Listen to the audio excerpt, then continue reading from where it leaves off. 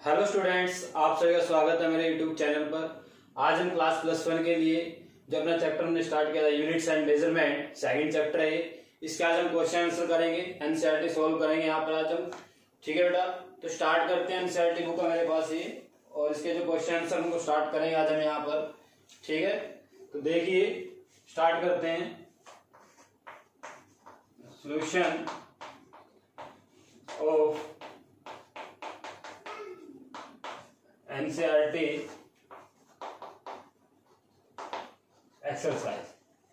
तो स्टार्ट करते हैं। क्वेश्चन नंबर 2.1, जो आपको 2.1 दिया हुआ है। ठीक है बेटा, ऊपर एक क्वेश्चन स्टेटमेंट लिखी है बेटा एनसीईआरटी सोल्व करने से पहले। In stating numerical answer take care of significant figure. इसका मीनिंग क्या, जब आप कोई भी क्वेश्चन करोगे उसका आंसर निकालोगे, सब में क्या करना, आपने सिग्निफिकेंट फिगर का ध्यान रखना है। तो जो रूल आपने सीखे सिग्निफिकेंट फिगर के, वो अप्लाई कर देने बेटा। तो स्टार्ट करते हैं 2.1, जो आपके प्रॉब्लम है, इसका first part fill in the blanks दिया बेटा। देखिए, अगर आपके पास ये एनसीईआरटी बुक नहीं है तो आप इसको डाउनलोड कर सकते हो। मैंने आपको बताया था, आज फिर बता देता हूं बेटा। आप गूगल पे जाइए, लिखिए वहां पर क्लास +1 फिजिक्स एनसीईआरटी बुक। जैसे नीचे लिंक खोलोगे, एक बायजू ऐप का लिंक खुलता है, उस पे जाइए और आपको नीचे सभी सब्जेक्ट की चैप्टर वाइज पीडीएफ मिलेगी बेटा। आप वहां से किसी भी सब्जेक्ट की, किसी भी चैप्टर की बुक डाउनलोड कर सकते हो। तो आप ये बुक डाउनलोड कर लो बेटा, क्योंकि हम क्वेश्चन आंसर कर रहे हैं। अब मैं यहाँ पर स्टेटमेंट नहीं लिखूंगा बच्चों की तरह। The volume of a cube of side 1 centimetre is equal to blank metre cube. यानी कि क्या दिया आपको, वॉल्यूम ऑफ ए क्यूब, एक क्यूब है बेटा, उसका वॉल्यूम ऑफ साइड, जिसकी साइड क्या है 1 सेंटीमीटर है बेटा, is equal to blank metre cube. इसका मीनिंग आपको वॉल्यूम निकालना है, उसका मीटर क्यूब में निकालना है। आपको क्या दिया, सेंटीमीटर दिया हुआ है। बड़ा आसान सा मेथड है। वॉल्यूम क्या होता है बेटा, साइड क्यूब, यानी कि 1 सेंटीमीटर क्यूब आ जाएगा। ठीक है, 1 का क्यूब तो करेंगे, कोई फर्क ही नहीं पड़ेगा। आप क्यूब सेंटीमीटर का 3 टाइम लिखो, ऐसे समझ गए होंगे यहाँ पर, क्योंकि सेंटीमीटर का क्यूब आप उसको मीटर बनाना चाहते हो। अब आप क्या करो, इसको 1 बाय 1 मीटर बनाते चलो। 1 सेंटीमीटर को क्या किया, 1/100 मीटर, इसको भी 1/100 मीटर, और थर्ड वाले को क्या किया हमने, 1/100 मीटर।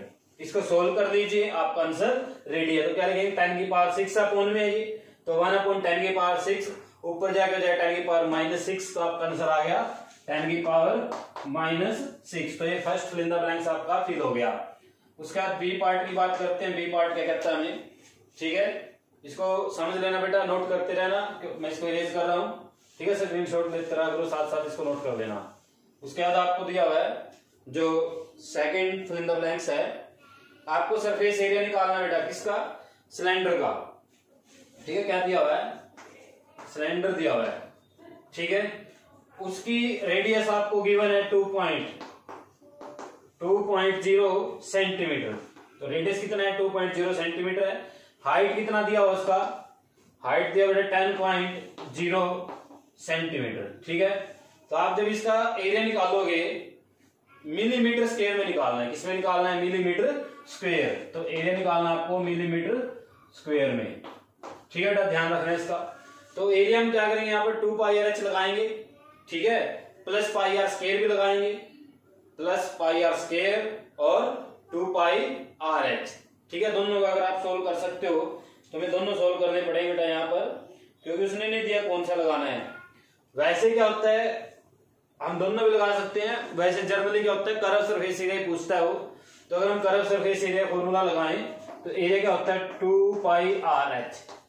2πr(h). ठीक है बेटा, आप क्या करेंगे, यहाँ पर 2π का वैल्यू रखेंगे 22/7, r का वैल्यू रखेंगे सेंटीमीटर, इसको मिलीमीटर बना लो।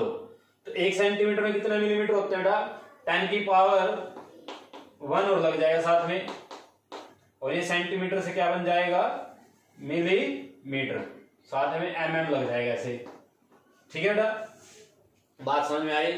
1 सेंटीमीटर में कितने मिलीमीटर होते हैं? 10 होते हैं। तो मैंने क्या किया, 10 से मल्टीप्लाई कर दिया दोनों को, कुछ नहीं किया। और अब आप क्या लिखेंगे यहाँ पर, इसको आप 2.0 है, आप इसको 2 लिख लो अपनी कैलकुलेशन में, बट याद रखना ये 2.0 था, क्योंकि आपके आंसर हमने जिसका लिखना है, और हाइट कितना दिया, 10 की पावर 10 इंटू 10 हो गया ये।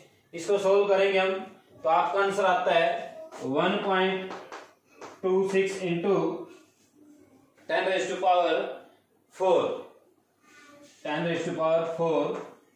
Millimetre square. तो ये आ गया। अब इस आंसर में क्या लॉजिक है, यहाँ पर क्या देखना आपने, आपको मैंने जब स्टार्ट किया था चैप्टर या क्वेश्चन आंसर स्टार्ट किए थे, तो मैंने आपको एक लाइन पढ़ी थी कि आपका आंसर सिग्निफिकेंट फिगर में होना चाहिए। तो यहाँ पर देखिए आपका आंसर किस में आना चाहिए, ये 2.0 है, 10.2 है।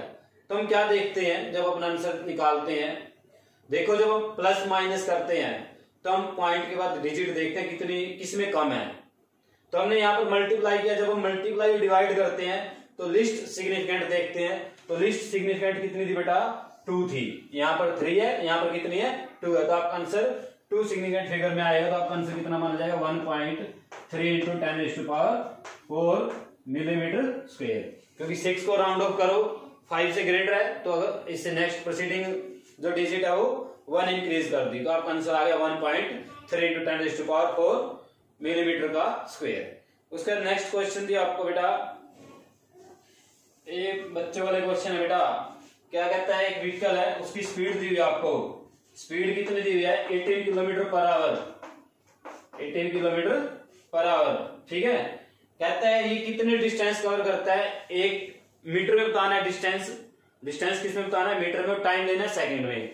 यानी कि आपको क्या करना है, डिस्टेंस निकालना है, डिस्टेंस निकालना है किसमें, equal to metre in 1 second, एक तरह से पर सेकंड ही होगा ये।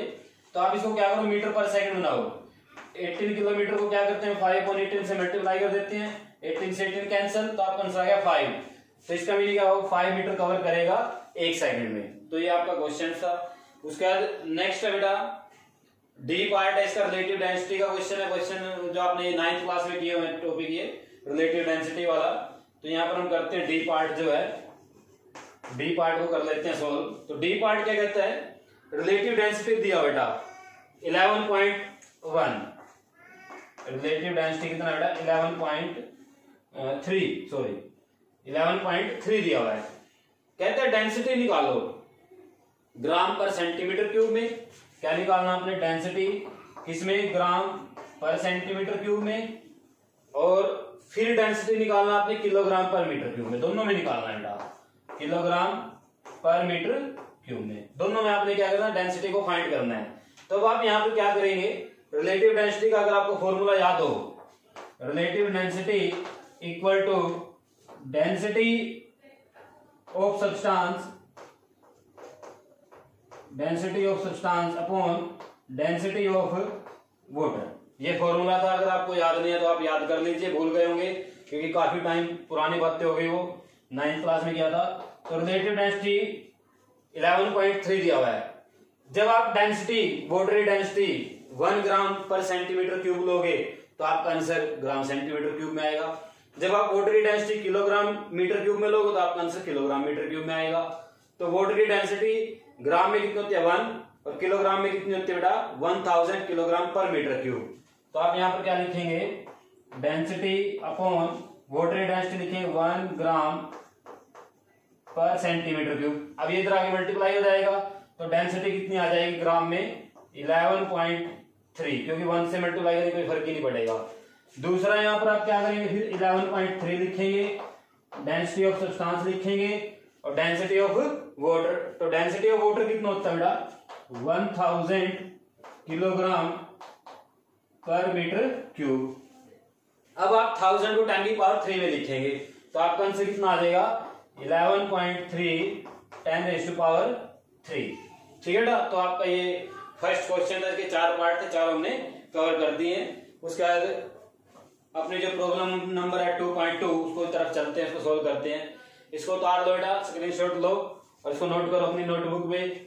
अगर करना है समझना तो काफी है, इतने समझ सकते हो आप।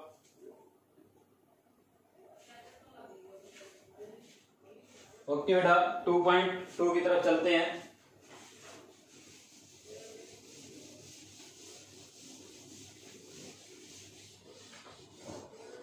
टू पॉइंट टू जो है वो भी अच्छा ही क्वेश्चन है, एक तरह से है तो छोटा ही क्वेश्चन, ज्यादा हाई फाई क्वेश्चन नहीं है हमारे पास कोई भी इस चैप्टर के अंदर, आसान ही क्वेश्चन सारे, बट इतने आसान भी नहीं है कि वो बिना समझे आ जाएंगे, ठीक है ना। कई बार हम धोखे में रह जाते हैं कि ये तो बहुत आसान है। तो 2.2 की बात करते हैं। 2.2 जो प्रॉब्लम है उसके भी 4 पार्ट हैं और इसमें fill in the blanks fill करने हैं। तो first fill in the blank क्या है बेटा, यहाँ पर 1 किलोग्राम, ये ए पार्ट है, 1 किलोग्राम मीटर स्क्वायर पर second square equal to, fill in the blanks fill करना है, ग्राम सेंटीमीटर स्क्वायर पर सेकंड स्क्वायर। अगर आपसे मैं आपको अपने यूनिट आपने अच्छे से कर ली है तो आप मेरे को बता सकते हो किसकी यूनिट है, m1 L2 T-2 यानी कि एनर्जी है, ठीक है। सोच सकते हो आप m1 L2 T-2 तो क्या है, एनर्जी है, आपको पता है ये एनर्जी है, ठीक है ना। अब इसको 1 किलोग्राम को क्या बनाना है, ग्राम सेंटीमीटर यानी कि सीजीएस में कन्वर्ट करना है। तो एक तो वही मेथड है, सेम वो लगा सकते हो, अदरवाइज दूसरा भी लगा सकते हो। क्या है देखिए, 1 किलोग्राम को क्या बनाना है हमने बेटा, ग्राम, ठीक है। किलोग्राम को क्या बनाना है, ग्राम, तो 10 की पावर 3 ग्राम हो गया। मीटर स्क्वायर है, मीटर को क्या बनाना है, सेंटीमीटर स्क्वायर है बेटा, 2 बार लगाना पड़ेगा, यानी कि 2 बार मीटर लिख सकते हो आप इसको। तो 100 सेंटीमीटर एक के लिए आ गया और दूसरे के लिए भी कितना आ गया, 100 सेंटीमीटर। ये पर सेकंड, इधर भी पर सेकंड सेम है, इसको रहने दो, छोड़ दो, इसको कोई फर्क नहीं पड़ेगा।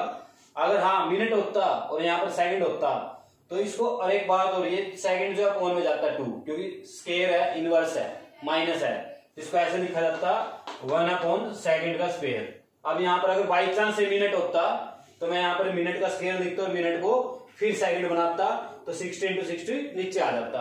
वो चीजें आपको आती है, कर दी आपने, उस मेथड से कर सकते हो जो मैंने बुक में कराया। 10 की पावर, सॉरी ये 3 भी लगा दिया, 1000 भी, 10 की पावर 3, 10 की पावर 2 और 10 की पावर 2 कितना हो गया, 3 2 5 और 2 7, यानी कि आपका आंसर कितना आ गया, 10 की पावर 7 ग्राम सेंटीमीटर स्क्वायर पर सेकंड स्क्वायर। उसके बाद नेक्स्ट क्वेश्चन बेटा आपको दिया हुआ है बी पार्ट। बी पार्ट में जो आपको 1 मीटर को आपने कन्वर्ट करना है लाइट ईयर में। 1 मीटर कितने लाइट ईयर के बराबर होता है, 1 मीटर कितने लाइट ईयर के बराबर होता है। लाइट ईयर किसके इक्वल था, अगर आपको याद हो कि लाइट एक ईयर में कितनी डिस्टेंस ट्रेवल करती है, ठीक है ना, 3 × 10⁸ इंटू 365 इंटू 24 इंटू 6 इंटू 60, ऐसा कुछ हमने बनाया था फॉर्मूला, अगर आपको याद हो, जब मैंने प्रैक्टिकल यूनिट्स ऑफ मेजरमेंट करवाया आपको, प्रैक्टिकल यूनिट्स ऑफ मेजरमेंट, उस वीडियो पे जाइए, वहां पर आपको देखने को मिलेगा अगर आपको निकालना ही है। वैसे यहाँ पर मैं डायरेक्ट लिखूंगा लाइट ईयर की जो वैल्यू है 1 लाइट ईयर की, 1 लाइट ईयर है बेटा, सॉरी लीटर बन गया, लाइट ईयर 9.46 इंटू 10⁵ 15 मीटर। तो आपको मीटर की वैल्यू निकालनी है, तो क्या हो जाएगा, 9.46 इंटू 10⁵ अपॉन में आ जाएगा।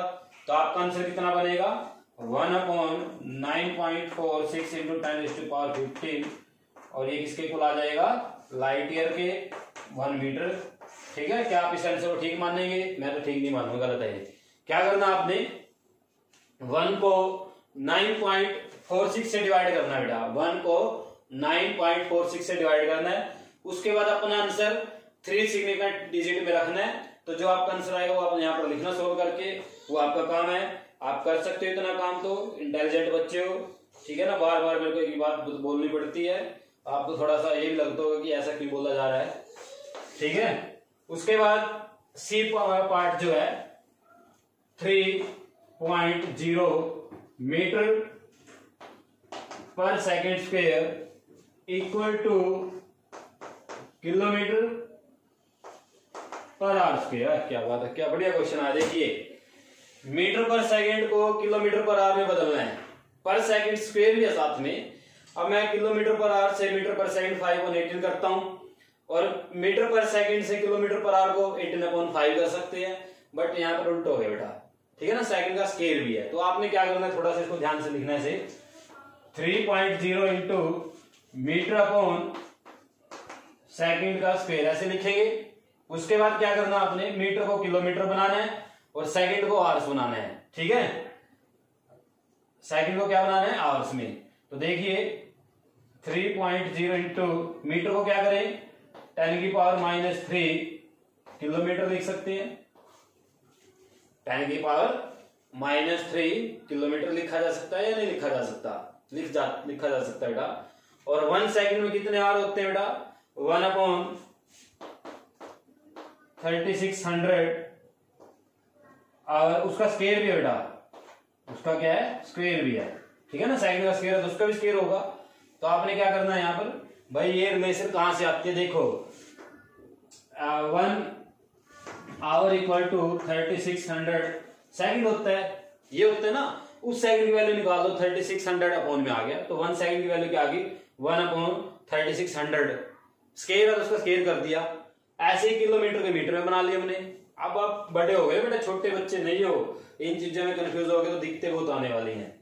उसके बाद क्या होगा, 3.0 इंटू 10⁻³ का मीनिंग क्या है, अपॉन में आ जाएगा 1 अपॉन, तो 10⁻³ यहां पर आ गया। और ये जो है 3600 उसका स्क्वायर ये ऊपर चला जाएगा।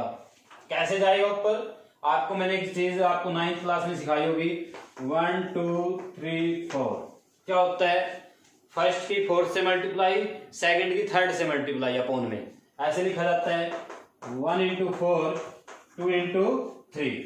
तो यहां पर देखिए फर्स्ट कौन है, 10⁻³, फर्स्ट कौन है 10⁻³, उसके बाद -3 है बेटा। उसके बाद सेकंड कौन है, यहाँ पर कोई भी नहीं तो 1 लगा दिया। सेकंड कौन है यहाँ पर 1, थर्ड कौन है 1 और फोर्थ कौन है 3600 का स्क्वायर। तो अब हम क्या करते हैं, जैसे मैंने वहां पर लिखा उसके अकॉर्डिंग लिख के दिखाता हूँ आपको। देखिए किस किस की मल्टीप्लाई की, फर्स्ट की और फोर्थ की, तो 10⁻³ और 4 नंबर पे कौन है 3600। ओके, सेकंड पे कौन है बेटा 1 और थर्ड पे कौन है 1। लो, इससे आसान कैलकुलेशन नहीं कर सकते हम। ठीक है ना, ये बच्चे वाली कैलकुलेशन है जो आप 6th क्लास में सीख के आए हो, वो करवा रहा हूँ। ठीक है, अगर थोड़ी सी आपको लग रहा है कि बेइज्जती हो रही है, कोई बात नहीं, आप सुन सकते हैं चुपचाप।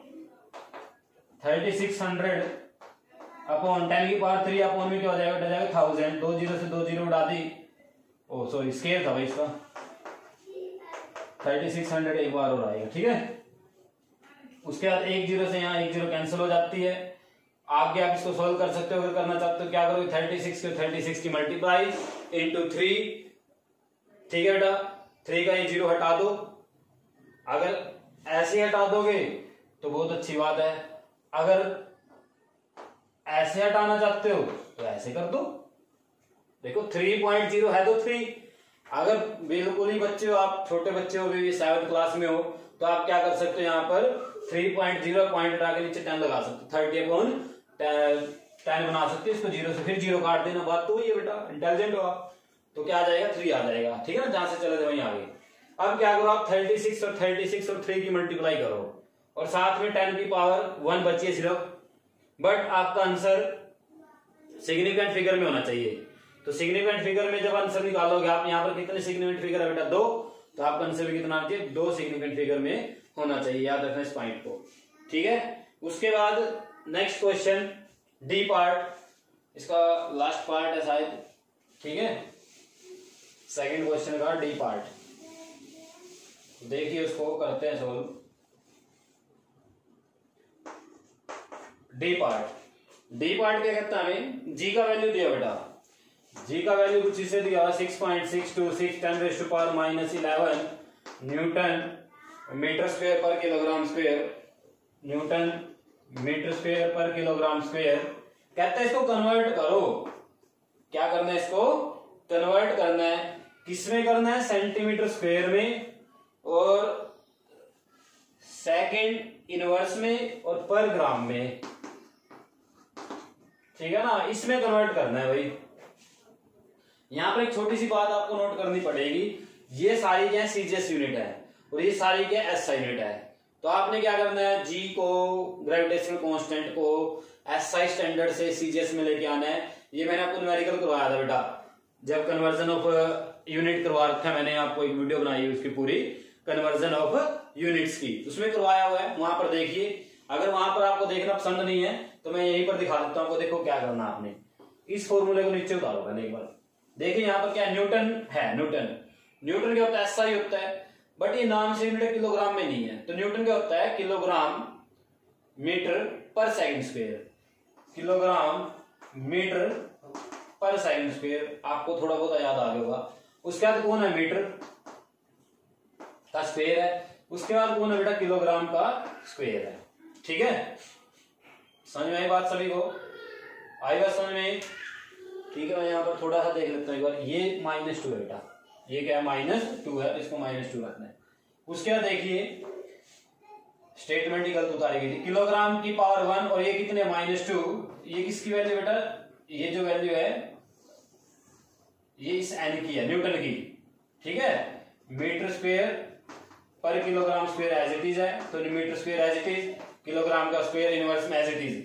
हमने सिर्फ न्यूटन को बदला है, क्योंकि न्यूटन का फॉर्मूला होता है मास इनटू एक्सेलरेशन, मास का यूनिट होता है किलोग्राम और एक्सेलरेशन का यूनिट होता है मीटर पर सेकंड स्क्वायर। तो किलोग्राम मीटर पर सेकंड स्क्वायर बेटा, ठीक है ना।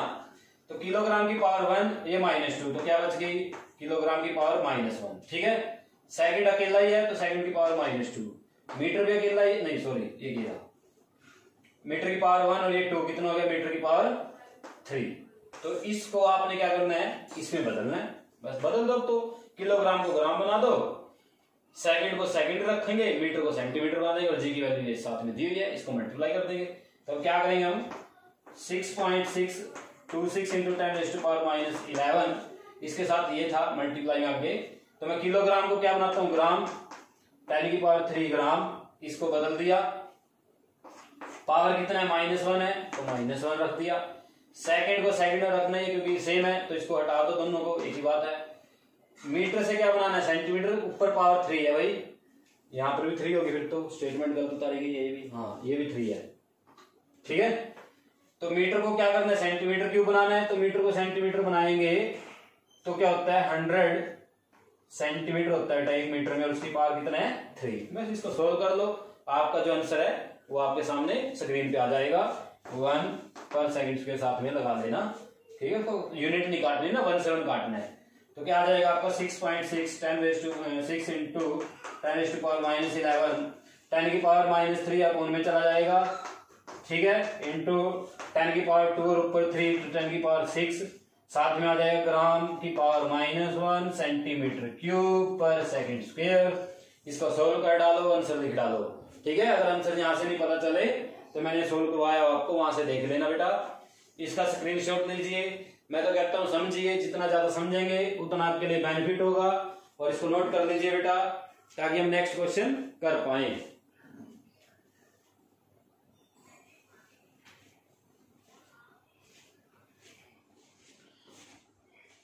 लो भाई, नेक्स्ट क्वेश्चन करते हैं फिर 2.3, प्रॉब्लम नंबर 2.3।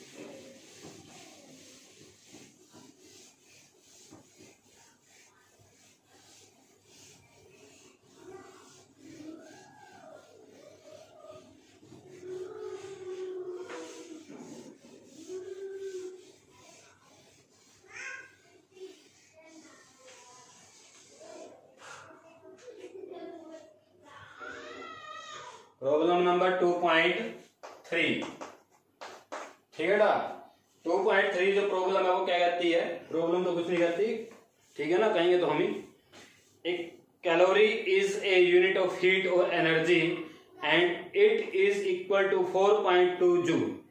ठीक है, बात क्या, ठीक है, इसकी बात ये कहता है जो कैलोरी है, कैलोरी बोलते हैं लोग कहीं, ठीक है, हमारे जमाने में तो कैलोरी बोला जाता था भाई। 1 कैलोरी कितना दिया, 4.2 जूल, और जूल का जो वैल्यू दिया हो कितना है, 4.2 जूल दिया किलोग्राम मीटर स्क्वायर पर सेकंड स्क्वायर। ये तो आपको पता ही है, अभी करवाया मैंने थोड़ी देर पहले। ठीक है, इसमें देने की क्या बात है, कहता है suppose we employ a system of unit in which, कहता है इसको एक नए सिस्टम बदलेंगे बेटा, कहता है जिसमें मास इक्वल होगा अल्फा किलोग्राम के, यानी कि M2 किसके इक्वल होगा, अल्फा किलोग्राम के। लेंथ L2 वो कितना होगा बीटा मीटर के, ठीक है। और टाइम का यूनिट होगा T2 किसके को होगा गामा, ठीक है, सेकंड के। और आपको यूनिट बताना है, जो आपका आंसर आएगा वो आपको प्रूव करना है कि आप जो कन्वर्ट करोगे इसको, ठीक है, नए सिस्टम में, तो आपका आंसर आएगा 4.2 अल्फा का इनवर्स बीटा का स्क्वायर बेटा इनवर्स में और गामा की पावर 2, ये आपका आंसर आना चाहिए, ठीक है। देखो अब क्या करना है, ये सिस्टम दिया हुआ उसमें कन्वर्ट करना है, ठीक है। ये तो हम उसी तरीके से करेंगे बेटा, जो हमने कन्वर्जन ऑफ यूनिट किया था उसी तरीके से करते हैं इसको सोल्व, ठीक है। देखिए पहले एनर्जी का डायमेंशन फॉर्मूला लिख लेते हैं। एनर्जी का डायमेंशन फॉर्मूला होता है m की पावर 1 l की पावर 2 t की पावर -2, ठीक है। इधर मैं m1 l1 t1 रखूंगा, साथ में n1 रखूंगा, उधर n2 रखूंगा और साथ में m2 l2 पावर 2 t2 की पावर 1 सॉरी, ऐसे इसको हम रख लेंगे, आपको याद होगा क्योंकि आप कर चुके ऐसा काम। तो n1 कितना है 4.2, ठीक है बेटा। m1 किलोग्राम, L1 मीटर और टाइम सेकंड, ठीक है बेटा। उसके बाद n2 में निकालना है, m2 कितना है m2 वो रहा अल्फा किलोग्राम उसकी पावर 1, L2 कितना है बीटा मीटर उसकी पावर 2, T2 कितना है भाई गामा और सेकंड की पावर -2। अब आपको n2 निकालना है, इसको अपोन में लेके आओ, और जब इसको हम अपोन में लेके आएंगे तो 4.2 भाई किलोग्राम के नीचे किलोग्राम, मीटर के नीचे मीटर, टाइम के नीचे टाइम, तो किलोग्राम की पावर 1 है अपोन में, अल्फा किलोग्राम की पावर भी 1 है, मीटर अपोन में बीटा मीटर की पावर भी 2 है, सेकेंड अपोन में गामा और सेकंड की पावर -2 है, ठीक है बेटा। इसको सोल्व कर डालो, इसको सोल्व कर डालेंगे हम, किलोग्राम से किलोग्राम उड़ा दिया, मीटर से मीटर उड़ा दिया, सेकंड से सेकंड उड़ा दिया, ठीक है। तो अल्फा की पावर 1 है, अब 1 अपॉन अल्फा तो ऊपर जाके जाएगी -1, 1 अपॉन बीटा ऊपर जाके -2, 1 अपॉन गामा पहले ऑलरेडी -2 है तो ऊपर जाके +2, तो आपका आंसर सोल्व हो गया। तो n2 कितना आ गया यहाँ पर 4.2 अल्फा की पावर -1, बीटा की पावर -2, गामा की पावर +2, ठीक है। +2 में हो जाओगे, अगर +1 होगी तो ये आपका सोल्व करने का वो आंसर आया जो हमें चाहिए था, ठीक है। इसको ऐसे कन्वर्ट करना बेटा, तो ये आपकी प्रॉब्लम नंबर 2.3 थी, ठीक है। उतारिए इसको, स्क्रीनशॉट लीजिए इसका, ठीक है। उसके बाद हम नेक्स्ट क्वेश्चन करते हैं जो कि है 2.4 है, और 2.4 की जो स्टेटमेंट है कुछ थ्योरेटिकल पार्ट एक तरह से, ये इसको हम सोल्व करेंगे अभी हम।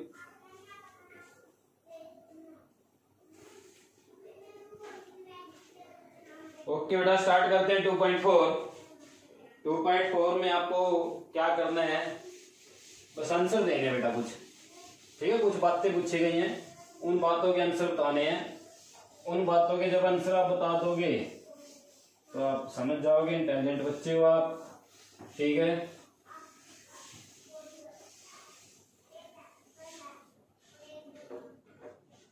तो हम बात करते हैं किस एक्सरसाइज 2.4 पे। ये थ्योरेटिकल सा क्वेश्चन है बेटा, ठीक है, न्यूमेरिकल का टाइप नहीं है। एक्सप्लेन दिस स्टेटमेंट क्लियरली, ये स्टेटमेंट आपके पास होनी चाहिए बेटा, ठीक है ना। अगर आपके पास नहीं है तो आप बुक से जरूर देखें इसको। तो to call a dimensionless quantity large और small is meaningless without specify a standard for comparison. कहते हैं कि डायमेंशनलेस क्वांटिटी है और उसको स्मॉल और लेस बोलना किसी के कंपेयर में, ये तो सरासर गलत है। अब मैं बोल देता हूं कोई क्वांटिटी है, मेरे को क्या पता कितनी बड़ी क्वांटिटी है, ठीक है ना। मान लो 3 है, अब 3 डायमेंशनलेस है, अब 3 की अगर बात करें 2 से बड़ा है, 4 से छोटा है, कंपेयर तो किया 2 से किया और 4 से किया। इसका मीनिंग क्या होगा, इसकी बात बिल्कुल ठीक है, किसी भी क्वांटिटी को चाहे वो डायमेंशनलेस हो चाहे डायमेंशन के साथ हो, उसको विदाउट कंपेयर हम ये नहीं बोल सकते कि ये छोटी है या बड़ी है। इसका आंसर क्या आएगा, yes it is true, dimensionless quantity to से लार्ज और big is meaningless rather than to compare with any standard value. First part इसका हो गया। सेकंड पार्ट कहता है इन व्यू ऑफ दिस, कहता है इस ऊपर वाली बात को मद्देनजर रखते हुए reframe the following statement wherever necessary, कहता है कहां कहां इन बातों की जरूरत पड़ती है हमें। देखिए अब फर्स्ट पार्ट में पूछा इसने, क्या पूछा इसने फर्स्ट पार्ट में, atoms are very small objects, कहता है एटम बहुत ही छोटे ऑब्जेक्ट हैं, ठीक है। मैं तो कहता हूं बड़े ऑब्जेक्ट हैं, मैं तो कहता हूं बड़े हैं, आप कहते हो छोटे हैं, तो ठीक है छोटे हैं, हमारे बोर्ड से छोटे मान लिया। और बड़े किससे हैं, मान लेते हैं न्यूट्रॉन से बड़ा है, इलेक्ट्रॉन से बड़ा एटम। इसका मीनिंग क्या हुआ, जब तक हमारे पास कोई कंपेयर में नहीं है इसके, तो ये बात तो गलत है। हम ऐसे नहीं बोल सकते atoms are very small object without any comparison, compare जरूर होना चाहिए यहाँ पर। तो ये बात आपने क्या लिखना है यहाँ पर, atoms are very small object as compare to, आप क्या लिखेंगे, किसके कंपेयर में लिखोगे, लिख दो किसी के भी कंपेयर में, आप लिख दो जैसे अपना पिन होती है, पिन देखे ना, पिन उसकी टिप होती है, या आपने ब्लेड देखा है, ब्लेड का जो आगे का एज होता है उसका डायमेंशन, उसकी विड्थ उससे भी छोटा होता है, आप ऐसे लिख सकते हो इनके बारे में। या आप थिकनेस ऑफ पेपर जो होती है, पेपर से भी क्या है, स्मॉल है, आप ऐसे लिख सकते हो, ठीक है बेटा, बना सकते हो अपनी स्टेटमेंट खुद भी। वैसे इसमें ये बताना ये बात ठीक है गलत है, ये गलत है।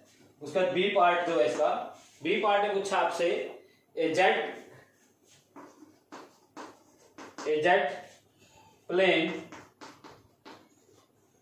प्लेन मूव्स विद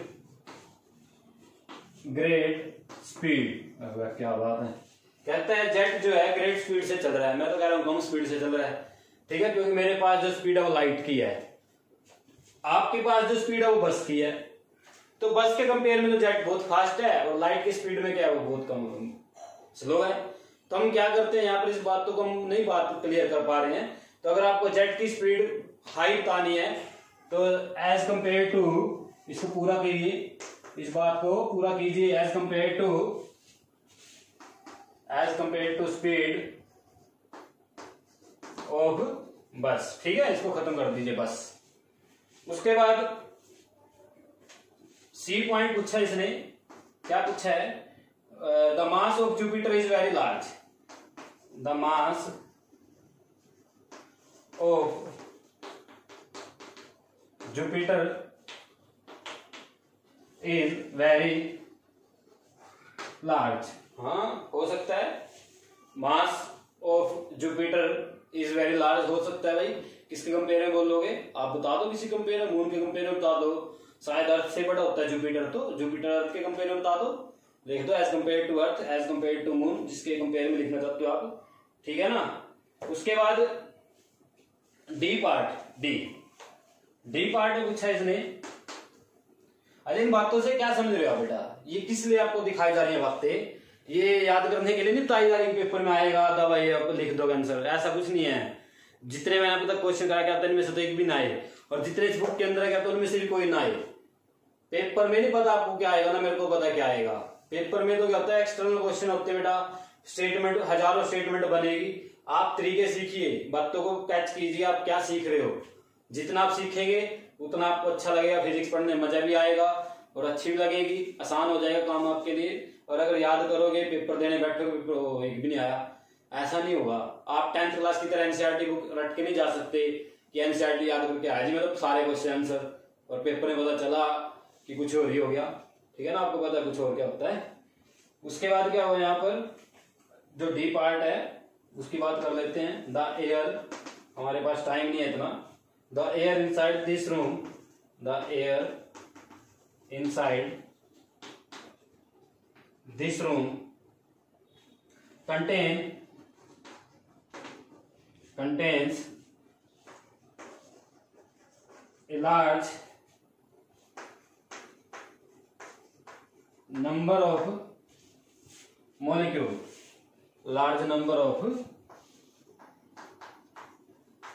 molecule, ठीक है, करती है, कंटेन करती है ना। रूम है, इस रूम के अंदर एयर है मान लो, उसके अंदर जो मॉलिक्यूल है वो लार्ज है किसके कंपेयर में, मान लेते हैं कि छोटा सा कोई स्पेस बना लेते हैं, ठीक है ना, as compare to a bucket, बाल्टी बना लेते हैं, as compare to a glass, glass बना लेते हैं, या as compare to Avogadro number बना लेते हैं। उससे तो ज्यादा ही है यहाँ पर मॉलिक्यूल, तो समझ गए होंगे आप। किसी का कंपेयर करना होता है कंपेयर जरूर दिखाइए बेटा। उसके बाद कहता है नेक्स्ट पार्ट पूछा इसने, ई पार्ट जो है, ई पार्ट में क्या पूछा है, ए proton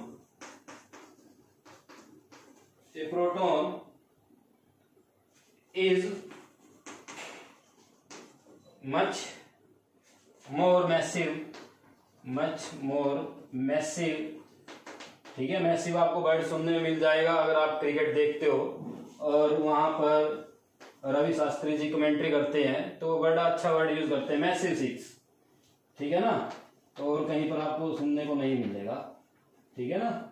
massive than an electron, तो मैसिव 6 होता है बहुत दूर, बड़ा 6 मारा है, दूर गई है गेंद। A proton is much more massive than an electron, ठीक है। इसकी बात है जो प्रोटॉन का मास होता है वो इलेक्ट्रॉन से ज्यादा होता है। इसमें कुछ नहीं आपने फेर बदल करना, इसमें क्या लिखना है, इट इज ट्रू, ठीक है ना, ये क्या है, ट्रू है। उसके बाद 10⁻11 और ये कहता है 10⁻⁻27, ठीक है। प्रोटॉन का मास ज्यादा होता है इलेक्ट्रॉन से। उसके बाद बात करते हैं speed of sound is much smaller than speed of light. जो स्पीड है साउंड की वो स्मॉलर होती है स्पीड ऑफ लाइट से, ये भी ठीक है। तो आप इसको बिना लिखे क्या करते हैं, इट इज ए ट्रू, ये भी ट्रू थी, ये भी ट्रू है, तो मेरे को लिख सकते हैं यहाँ पर, ठीक है बेटा। समझ आ गया सभी को। तो ये आपका 2.4 प्रॉब्लम नंबर था, इसको नोट कीजिए, स्क्रीनशॉट लीजिए इसका, ठीक है। उसके बाद हम नेक्स्ट करेंगे।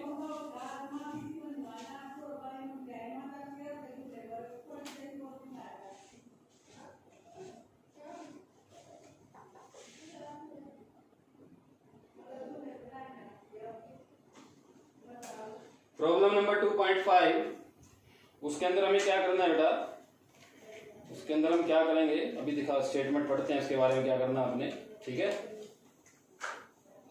देखो भाई काम जो है स्पीड से भी कर रहे हैं, फिर भी देख लो कितना टाइम लगता है करने में, ठीक है ना। अभी तक तो 4 ही क्वेश्चन हुए हैं और क्वेश्चन है इसके अंदर 30 से जो 33 क्वेश्चन है, ठीक है ना। पर हम सारे नहीं करेंगे, कुछ बीच में छोड़ते चलेंगे जो आपको आते हैं। ऐसे ही बात है कि आपको सारे ही नहीं आते हैं, कुछ होंगे जो नहीं आपको आएंगे वो करवा रहा हूँ, जो आपको आते नहीं होंगे वो करवा देंगे, जो आएंगे आपको छोड़ देंगे। तो 2.5 पे हम प्रॉब्लम नंबर 2.5 क्या स्टेटमेंट है, a new unit of length is chosen such that speed of light in vacuum is unity. कहते हैं देखो स्पीड ऑफ लाइट की होती है एक्चुअल में, स्पीड ऑफ लाइट होती है वैक्यूम में 3 × 10⁸ मीटर पर सेकंड। कहता है एक नई यूनिट चूज करो, हम नई यूनिट चूज कर लेते हैं जिसके अंदर आपने स्पीड को कितना मानना है, 1 मीटर पर सेकंड। यूनिटी का मीनिंग होता है बेटा 1, यूनिटी का मीनिंग क्या होता है 1, याद रखो इस पॉइंट को, ठीक है। तो नई यूनिट क्या माननी है अपनी स्पीड, उसकी 1 मीटर माननी। अब कहता है what is the distance between sun and earth in term of new unit if light travel 8 minutes and 20 second to cover this distance. कहता है ये सन है, ठीक है ना, ये क्या है सन है और ये क्या यहाँ पर अर्थ है, इन दोनों के बीच में कितना डिस्टेंस है। स्पीड आपको लाइट का दिया हुआ कितना है 1 मीटर पर सेकंड एक तरह से, और टाइम कितना दिया हुआ है आपको 8 मिनट प्लस 50 या 20 कितना दिया हुआ है 20 सेकेंड। तो आपको क्या निकालना है डिस्टेंस, तो डिस्टेंस का फॉर्मूला क्या होता है, स्पीड इनटू टाइम, ठीक है। अब ये जो डिस्टेंस आएगा नई यूनिट में आएगा, तो टाइम स्पीड कितना दिया बेटा 1 मीटर पर सेकंड, आपको पता है। टाइम को क्या करो सेकंड में बना दो, 8 मिनट में कितने सेकंड होंगे, 8 × 60 + 20, 8 इंटू 60 480 और प्लस 20 500, तो आपके पास कितना आ गया टाइम 500 सेकेंड। ठीक है बेटा, तो आपका जो आंसर आया वो कितना आया 500, तो डिस्टेंस कितना आ गया 500 न्यू यूनिट्स, किसमें आए न्यू यूनिट्स में आया। ठीक है, तो आज हमने 5 इसकी जो है प्रॉब्लम सॉल्व कर ली अपनी इस चैप्टर की फर्स्ट जो अपना एनसीईआरटी से हम कर रहे हैं उसके 5 प्रॉब्लम हमने सॉल्व कर ली हैं। थोड़ा टाइम लग गया क्योंकि लेंथी है, ठीक है ना, समझानी है तो टाइम तो लगेगा बेटा, आपको देखना देख रहे हो आप सभी, अच्छे समझाया मैंने आपको।